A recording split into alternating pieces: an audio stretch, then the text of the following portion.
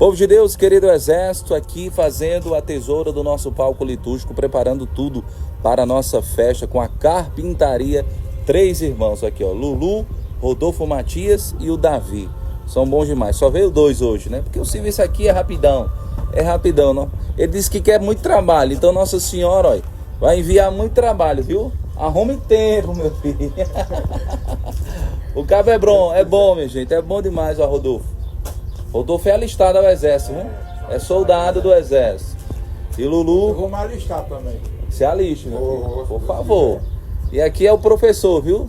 É o professor. Se Deus quiser. E papai ainda tá na carpintaria também, não tá? Vai tá. Poxa, ali é o professor de todos, né? Ali foi onde ensinou nós todos. Aí. E os caras são profissionais demais, minha gente. Calçado conhece esses irmãos aqui.